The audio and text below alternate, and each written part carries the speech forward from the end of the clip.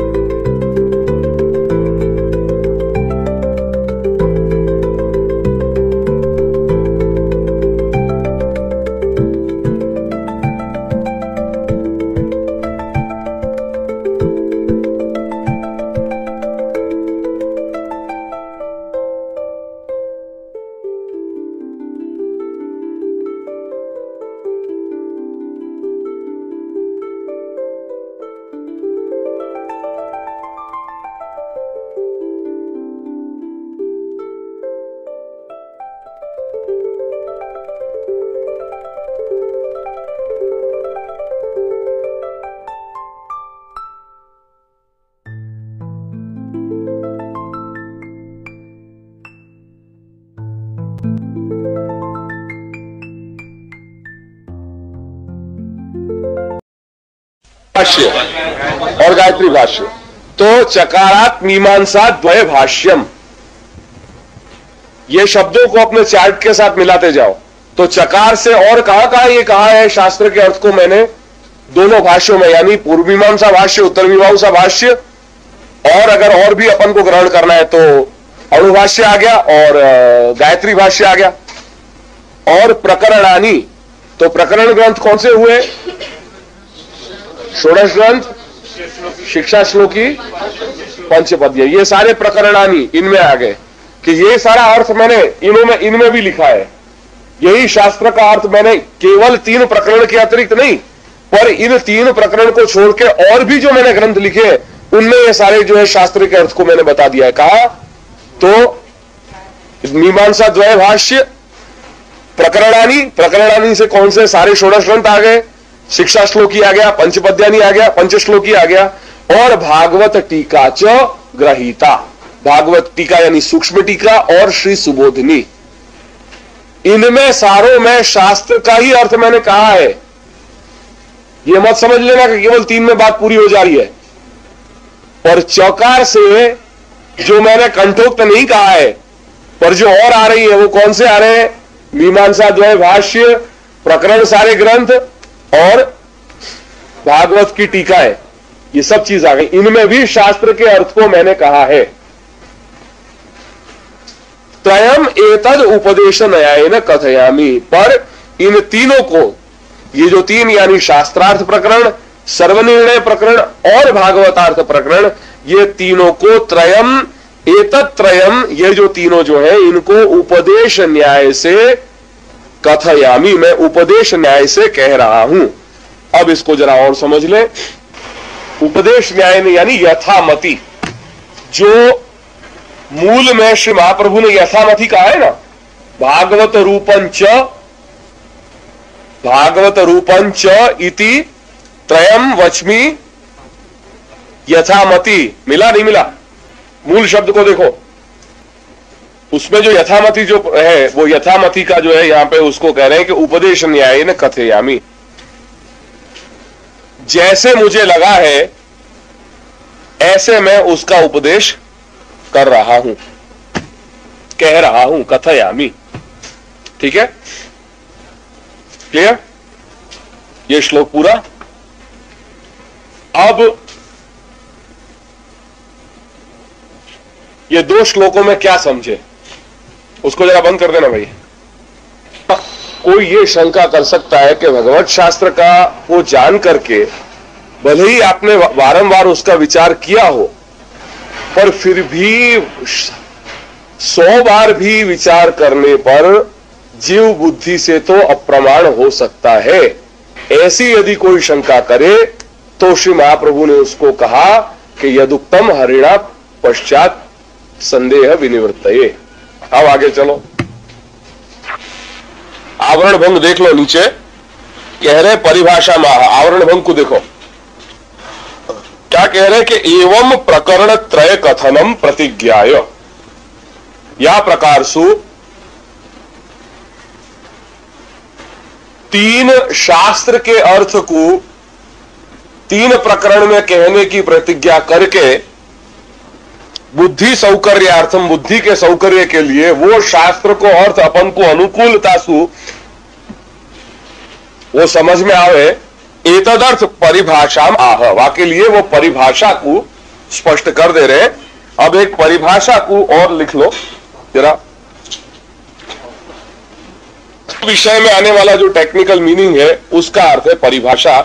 अब यहां ये समझाना चाह रहे हैं परिभाषा आह, यानी ये जो मैंने 3 प्रकरण किए हैं श्री महाप्रभु क्या कर रहे हैं, शास्त्रार्थ प्रकरण, सर्वनिर्णय प्रकरण और भागवतार्थ प्रकरण किया है। इन तीनों में परिभाषा यानी भगवान, वो परब्रह्म परमात्मा भगवान जो है उनका जब मैं स्वरूप का प्रतिपादन करने जा रहा हूं, इन तीनों में शास्त्र के अर्थ को बताने जा रहा हूं, तो कहां कहां कौन सी परिभाषाओं से मैं उनको बुलाऊंगा वो पहले मैं क्लियर कर देना चाह रहा हूं। माने शास्त्र में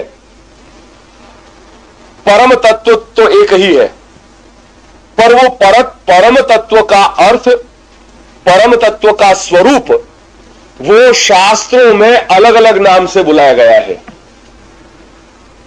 वेद में वो परम तत्व को किसी और नाम से पुकारा जाता है। स्मृतियों में, पुराणों में वो परम तत्व को किसी और नाम से जाना जाता है, पुकारा जाता है। और जो अन्य शास्त्र है भागवत इत्यादि, उनमें उस परमात्मा को, वो परम तत्व को किसी और नाम से बुलाया जाता है। जैसे उसको बहुत स्थूल रूप से देखें तो हर इंसान परम पदार्थ में मानता है। कोई उसको अल्लाह कह रहा है, कोई उसको भगवान कह रहा है, कोई उसको वाहेगुरु कह रहा है, कोई उसको जीसस नाम से बुला रहा है, पर हर इंसान एक परम पदार्थ में मानता है। आई बात ख्याल में? पर उसको कहने के अलग अलग अर्थ हैं। ऐसे ही ये एक दृष्टांत दिया था मैंने। विषय अपना यह है कि शास्त्र का अर्थ श्री महाप्रभु समझाने जा रहे हैं। शास्त्र के अर्थ को अपन अनुकूलता से समझे, एतदर्थ श्री महाप्रभु ने उसके 3 विभाग कर दिए हैं। अब तीनों विभागों में जो शास्त्र अब समझाने अपन को जा रहे हैं, वो शास्त्र में भगवान को जिन जिन नामों से बुलाया है, वो नाम अलग अलग कौन से हैं, वो अब अपने को गिनाने जा रहे हैं कि पहले समझ जाओ, नहीं तो कहीं कंफ्यूजन हो जाएगा तुम्हें।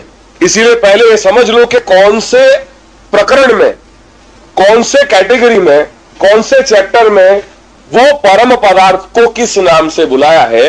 तो आवरण भंग में नीचे देखो, एवं प्रकरण त्रय कथनम मिला।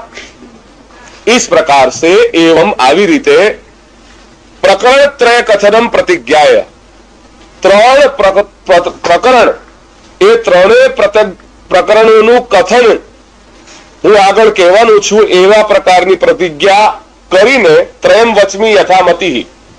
એ પ્રતિજ્ઞા ક્યાં કરી છે? મૂળમાં બતાવો, મૂળમાં, मूल श्लोक में, मूल श्लोक में ये जो बात करी, इस प्रकार से 3 प्रकरणों की प्रतिज्ञा, 3 प्रकरण में कहूंगा ऐसी प्रतिज्ञा करके। ये प्रतिज्ञा कहां आई अब तक? त्रयम वचमी यथामति कह तो रहे, पहले कहा ना प्रतिज्ञा करके। करके मीन्स क्या? करूंगा मैंने कहा, मैं क्या शब्द का प्रयोग कर रहा हूं? करके। इस प्रकार से 3 प्रकरणों के कथन की प्रतिज्ञा करके वो 3 प्रकरण में कहूंगा।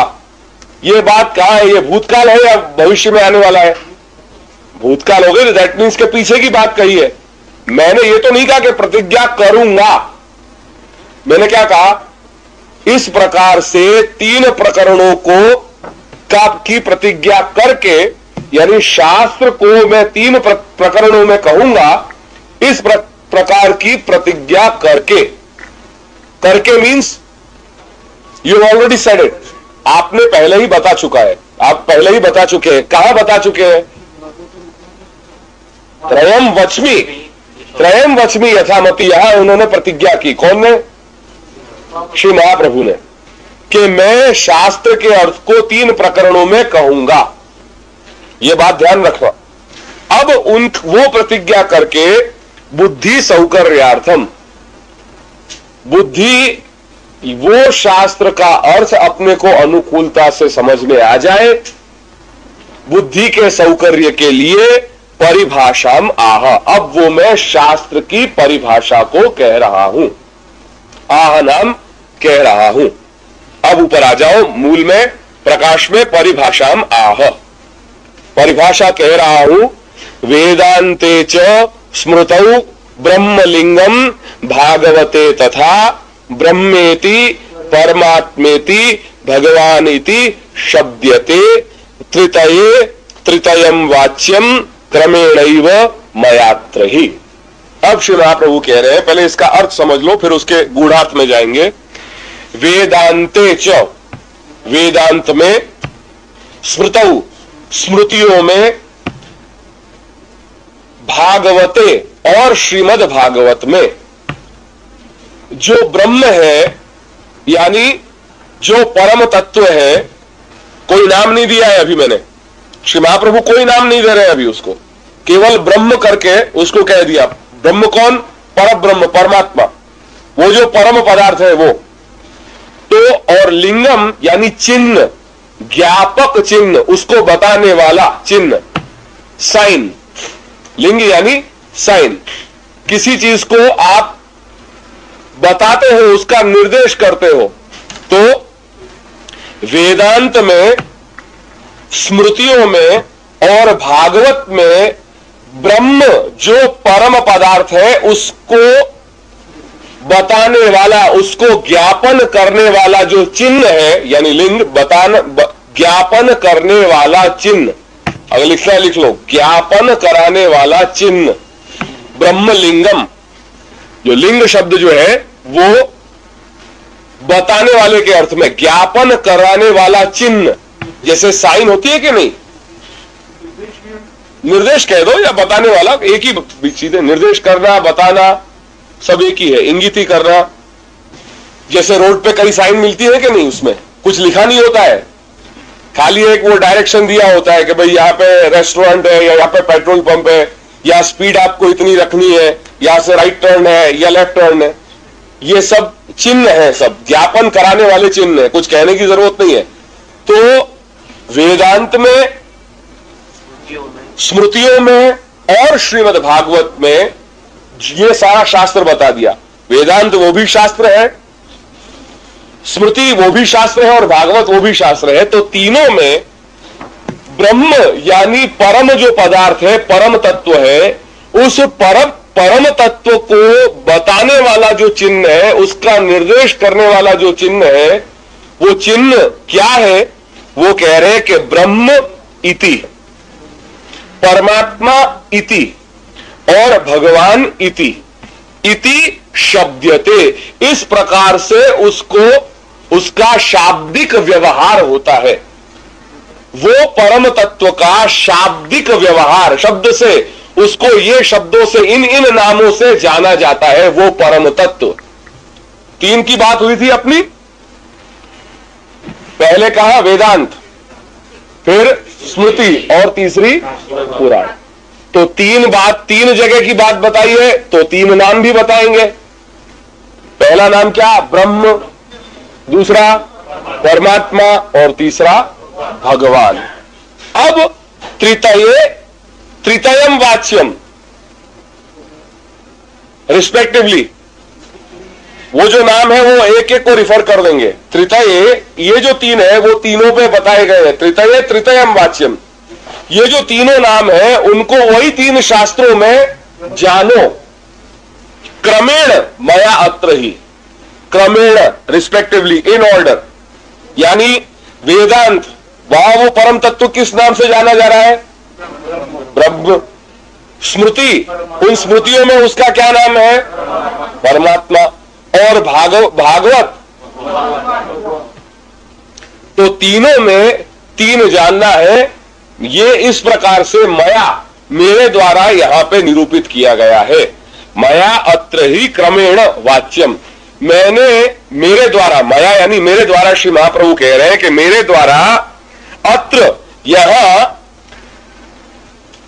त्रितये त्रितयम वाच्यम।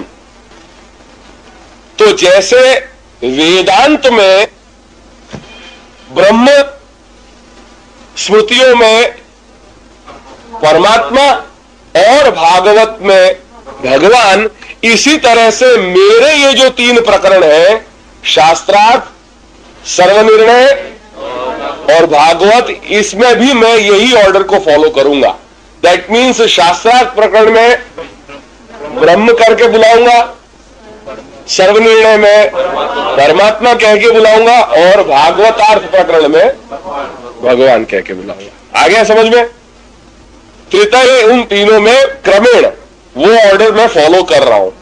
वेदांत में वो परम पदार्थ को बताने का जो ज्ञापक चिन्ह है वो क्या है? ब्रह्म।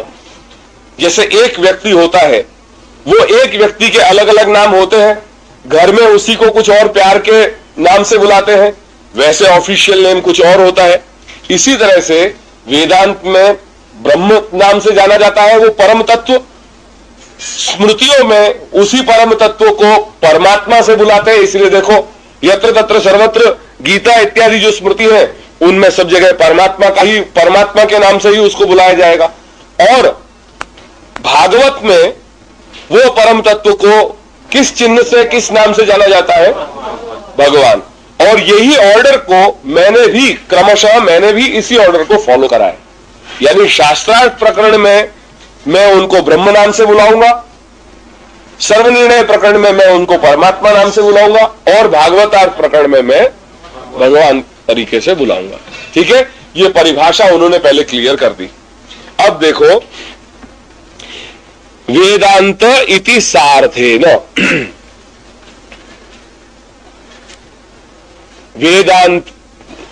वेदांत इति सार्थेन, सार्थेन यानी 1.5 श्लोक, एक और आधा, 3 आ गए ना। सार्धेन, सार्धेन यानी अर्ध सहित, सार्ध, स अर्धेन सहित, अर्धेन सह इति सार्धः, अर्धेन सह इति सार्धः, तेन सार्धेन, सार्धेन यानी अर्ध सहित, आधे के साथ।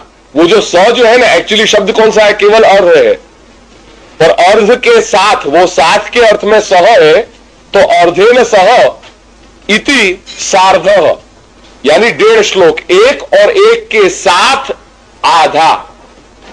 3 आ गए ना, 3 श्लोक में 2 ही लाइन होती है, यहां क्या आ गई? 3 लाइन आ गई। दैट मीन्स आगे वाले श्लोक का एक कैरी फॉरवर्ड यहां कर लिया तो 1.5 हो गया ना, एक और आधा, फिर आगे तो 1 लाइन ही गई सीधी, वो सार्धेन। ये सार्ध श्लोक यानी ये 1.5 श्लोकों में क्या बात कही? क्लियर हो गया? सार्ध का मतलब क्या? 1.5 श्लोक, नहीं तो 2-2 का ही अर्थ करते हैं। श्लोक में 2 ही लाइन होती है, एक पूर्वार्ध और एक उत्तरार्ध। पर ये एक श्लोक होने के बाद फिर और एक एडिशनल लाइन आई है, यानी 3 लाइन हो गई, मतलब 1.5, 4 हो जाएगी तो 2 हो जाएंगे श्लोक। अब पर इसमें 1.5 का कहा है, इसलिए सार्धेन। वेदांतेति, वेदांत ये 1.5 श्लोक से क्या हुआ, अब उसको बता रहे हैं आगे। निर्गलित वस्तु ज्ञापकम, निर्गलित चरम यानी फाइनल क्या होता है?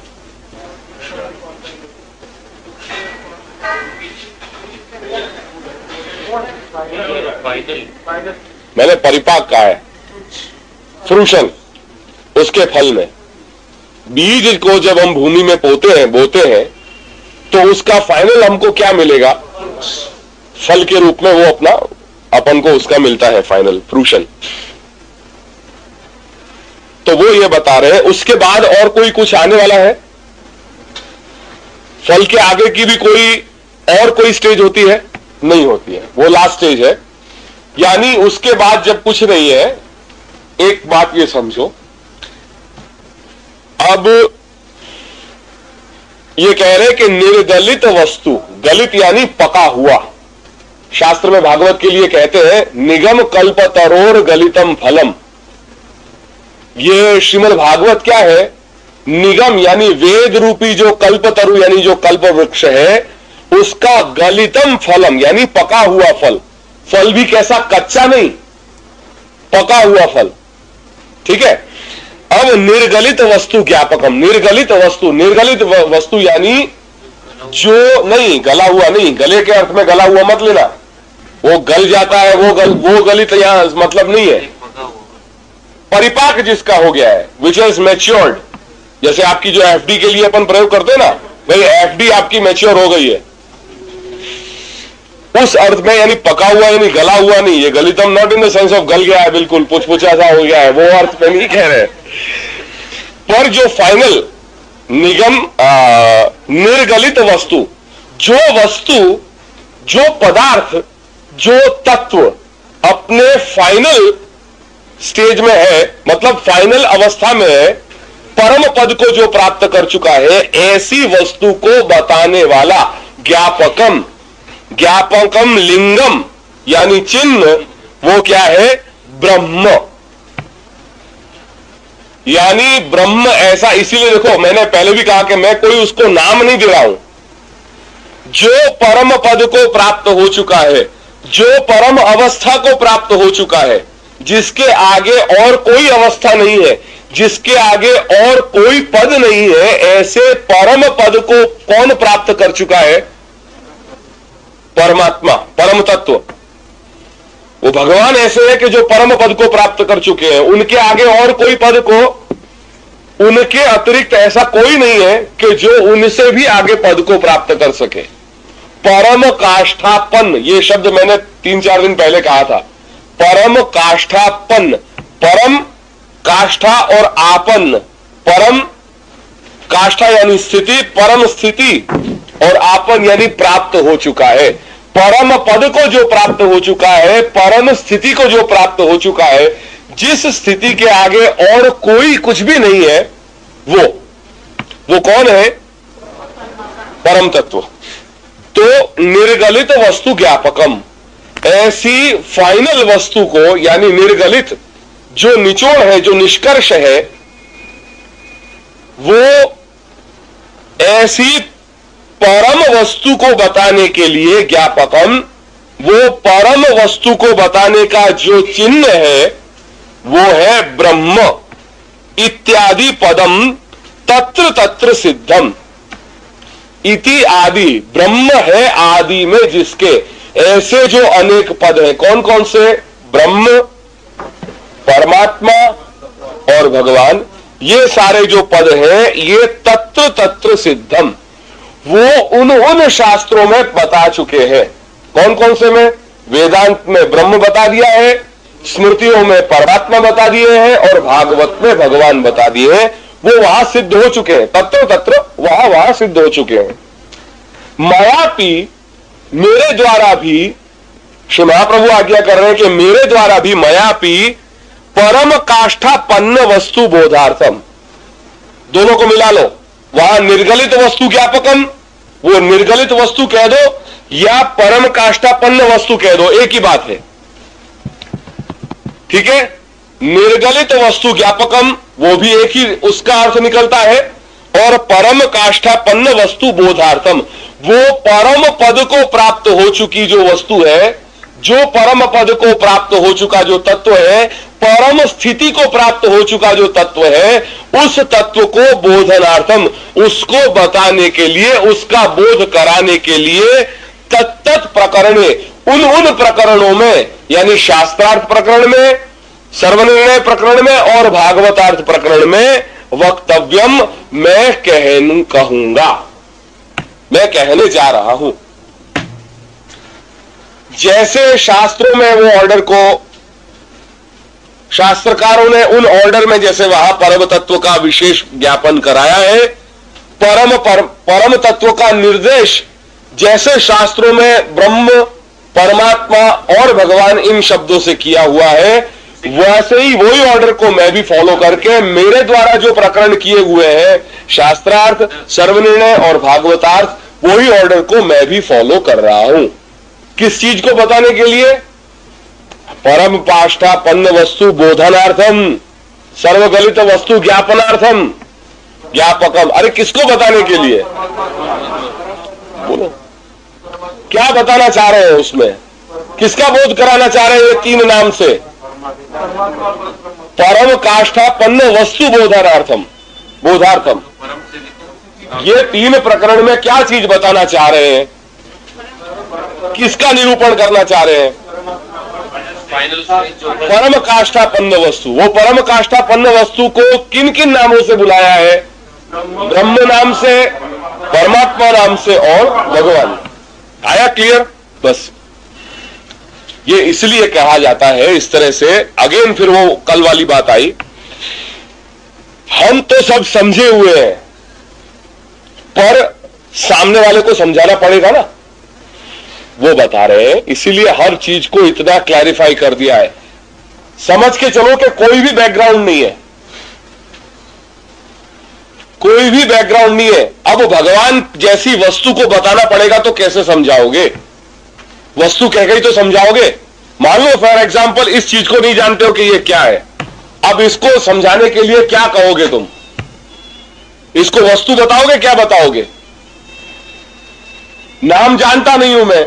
सपोजिंग मैं अगर बहुत गांव से आया हूं, एक गोकुल गांव से आया हूं मैं इन सब चीजों को नहीं जानता। आप सब बम्बई के पढ़े लिखे लोग हो, अब आप मुझे ये समझाने बैठोगे कि ये क्या चीज है, तो क्या बताओगे? ये जो चीज है, ये जो वस्तु है, इसको कंप्यूटर बोलते हैं। चीज ही तो बताओगे ना इसको कि ये चीज, इस पदार्थ को क्या बोलते हैं? कंप्यूटर। इस चीज को क्या बोलते हैं? कंप्यूटर। इस वस्तु को क्या बोलते हैं? आया मेरा आशय कहने का? वही आशय से यहां कह रहे हैं। भगवान को देखा है? नहीं देखा है ना। पर अब समझो कि जो वस्तु परम पद को प्राप्त हो चुकी है उसको ब्रह्म कहते हैं। जिस वस्तु ने, जिस पदार्थ ने परम पद को ग्रहण कर लिया है, जो पद और कोई ग्रहण नहीं कर सका है, वो कौन है? वो ब्रह्म। उसे ब्रह्म कहते हैं, उसको परमात्मा कहते हैं, उसको भगवान कहते हैं। ये आया ख्याल में? और एक लौकिक दृष्टांत समझो। शासनादिमत्वम गोत्वस्य लक्षणम। किसी भी वस्तु का ज्ञापक चिन्ह या लिंग क्या होता है? असाधारण धर्म। लिख लो इसको, असाधारण धर्मो ही लक्षणम।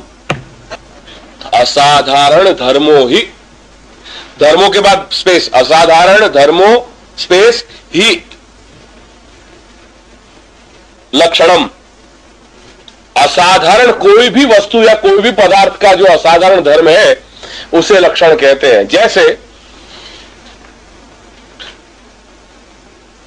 श्रृंगत्वम श्री, श्र जो श्री का श्री है और फिर नीचे रेफ, श्र और नीचे उसको रू, रू, वो रू, क्री में जो कृष्ण में जो रुकार लिखते हैं ऐसे, श्र और फिर नीचे और र और ग, श्रृंगत्वम।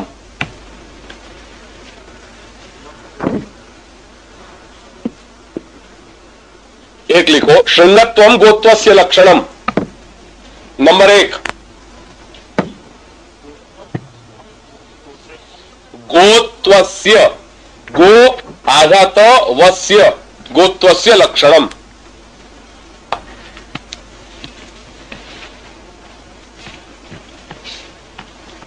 और दूसरा लिखो, ऑन करियो, सिर पे सींग हो उसको गाय समझ लेना। तू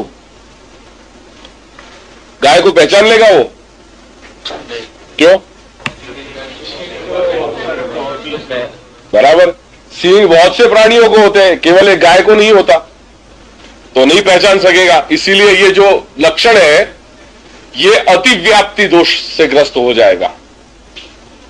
यानी जो लक्षण आपने बताया है उसको, उस लक्षण के दायरे से जो बाहर चला जाता है वो अतिव्याप्त, लिख लो अतिव्याप्ति। जो आपने लक्षण बताया था, जो लक्षण exactly pin point precise target को लगना चाहिए, वो टारगेट को मिस हो जाता है और बाहर चला जाता है। गाय का लक्षण आपको ऐसा बताना था कि जिससे वो इंसान यही समझता कि हाँ यही गाय है और कोई प्राणी गाय नहीं है, पर आपने तो उसका लक्षण ऐसा बता दिया, बहुत ही व्यापक स्तर में कह दिया, भाई जिस प्राणी के सींग हो वो उसको गाय समझना। अब ये जो लक्षण है ये अतिव्याप्ति है, यानी जो लक्षण बनाया है उससे बाहर चला गया, ये अतिव्याप्त हो गया, परफेक्ट ईट नहीं हुआ। क्योंकि गाय के अलावा और भी प्राणी होते हैं कि जिसके अंदर सींग होते हैं। अब दूसरा लगा कि ठीक है चल भाई ये नहीं है, तो ऐसा कर, एक शफवत्वम गोत्वस्य लक्षण। एक शफवत्व वो होता है खुर, खुर नहीं, खुर क्या बोलते हो आप, नीचे वो पांव के नीचे, पांव, उसका पांव होता है ना, पांव होता है कि नहीं उसके नीचे, तो जिसके नहीं, नाल नहीं, खाली पांव जो नीचे का जो पार्ट है वो, तो नहीं एड़ी नहीं, वो उसको पांव ही बोलते हैं, तो खुर उसका सही शब्द है खुर। तो भाई जिस प्राणी को एक खुर हो उसको समझना कि वो जो है वो गाय है, तो क्या हुआ, ये भी गलत हो गया। क्यों? क्योंकि ये गाय में नहीं होता। एक गाय में तो दो होते हैं, उसके चीरा लगा होता है पांव में बीच में, एक किसका होता है, घोड़े का। इसीलिए आप जो लक्षण कह रहे हो कि एक शफवत्वम, तो घोड़ा को बता देगा कि ये गाय है, तो आपका लक्षण जो है वो अव्याप्त हो गया। एक में अतिव्याप्ति हो जा रही है, एक में अव्याप्ति हो जा रही है। और अब बताया कि ठीक है, सासनादिमत्वम, सासना जो गर्दन में एकदम कोमल चमड़ी जो लटकती होती है उसको संस्कृत में कहते हैं सासना। और ये सासना केवल गाय में ही पाई जाएगी, गाय के अतिरिक्त कोई प्राणी में आपको ये लटकती हुई कोमल चमड़ी नहीं मालूम पड़ेगी। इसलिए now you have hit the perfect target. असाधारण धर्म, जो धर्म उस वस्तु में, उस पदार्थ में ही मिलेगा और कहीं नहीं मिलेगा, उसको कहते हैं लक्षण। असाधारण धर्म, साधारण धर्म नहीं, असाधारण धर्म। गाय प्राणी है, ठीक है, पर प्राणी में भी ऐसी चीज बताओ गाय में कि जो केवल गाय में ही मिले। सफेद रंग, भाई और भी प्राणियों में सफेद रंग होता है। सींग, और भी प्राणी होते हैं कि जिनके अंदर सींग होते हैं। चार पैर, और भी चारों को होते हैं। पूंछ और भी होती है। पर सासना यानी जो गाय जैसे प्राणी में जो गर्दन में जो एकदम पतली कोमल, शायद उसको कभी छुआ हो आप लोगों ने, एकदम कोमल होती है, उसको छीने में वो लटकती रहती है, वो केवल गाय में मिलेगी, गाय के अतिरिक्त और कोई प्राणी में नहीं मिलेगी। तो जब आप उसको बता दोगे कोई व्यक्ति को कि भाई तू खेत में जाए, तुझे गाय अगर ढूंढनी है कि गाय क्या है, तो सासनादिमत्वम, जिस प्राणी में सासना हो तो वो समझ लेना कि वो गाय है। अब वो जा रहा है, उसने सासना देखी और उसने अनुमान लगा दिया यही गाय है। इसी तरह से वो वस्तु को बताने वाला जो चिन्ह है, जो तत्व है, वो लक्षण बता रहे हैं कि परम काष्ठापन्न वस्तु। ये इस को समझने के बाद अब वहां पे अपना जो दृष्टांत है, जो दार्ष्टान्त है, उसमें लगाओ परम काष्ठा आपन्न वस्तु, जो परम पद को वस्तु जो प्राप्त, ये बंद कर दियो, निर्गलित वस्तु ज्ञापकम, चिन्ह अपने प्रकाश में आ जाओ। निर्गलित वस्तु ज्ञापकम कह दो, या परम काष्ठापन्न वस्तु बोधार्थम, दोनों का अर्थ एक ही होगा। निर्गलित, जो परिपक्व है, जो परिपाक है, ऐसी जो वस्तु है जो परिपक्व अवस्था को प्राप्त हो चुकी है, ऐसी जो वस्तु है, उसको जो बताने वाला जो चिन्ह है वो क्या है? ब्रह्म, परमात्मा और भगवान। ये जो शास्त्रों में, वेदांत में और स्मृतियों में और जो भागवत में बताया गया है, वही परम काष्ठापन्न वस्तु को, वो ही परम तत्व को, जो परम पद को, परम स्थिति को प्राप्त हो चुकी है, ऐसी वस्तु या ऐसे पदार्थ को उसका बोध कराने के लिए तत्त प्रकरणे, उन प्रकरणों में मैंने भी कहा है। यानी शास्त्रार्थ प्रकरण में मैं उसको ब्रह्म शब्द से उसका व्यवहार करूंगा, सर्वनिर्णय प्रकरण में मैं उसको परमात्मा शब्द से उसका व्यवहार करूंगा, और भागवतार्थ प्रकरण में मैं उस परम काष्ठापन्न वस्तु या निर्गलित वस्तु, उस निर्गलित वस्तु को या परम काष्ठापन्न वस्तु को भगवान शब्द से उसका व्यवहार करूंगा। आया ख्याल में? M I clear? आ रहा है ख्याल में? है ना? कुछ और डिटेल में जाऊं उसको? अब कह रहे हैं श्री महाप्रभु कि अस्मिन शास्त्रे, ये शास्त्र में परिभाषाम उक्त्वा प्रमाणम आह, परिभाषा मैंने बता दी। अब परिभाषा बताने के बाद अब मैं प्रमाण पे आ रहा हूं कि शास्त्रों में किसी भी चीज को सिद्ध करने के लिए उसकी प्रमाण व्यवस्था क्या है। क्योंकि जब हम कुछ कहने जाएंगे तो सबसे पहला यह प्रश्न होगा कि आप जे कही रहा छो तेना पाछळ प्रमाण શું? જે વસ્તુની રજૂઆત આપ કરી રહ્યા છો તેની પાછળ પ્રમાણ શું? એટલે જે હું શાસ્ત્ર કહેવા જઈ રહ્યો છું, જે પરમ કાષ્ઠાપન્ન વસ્તુનો હું નિર્દેશ કરવા જઈ રહ્યો છું, જે નિર્ગલિત વસ્તુનો હું જ્ઞાપન કરવા જઈ રહ્યો છું, જે શાસ્ત્રનો અર્થ કહેવા જઈ રહ્યો છું, એ શાસ્ત્રના અર્થ પાછળ પ્રમાણની વ્યવસ્થા શું છે એ હવે હું આપને સમજાવવા જઈ રહ્યો છું।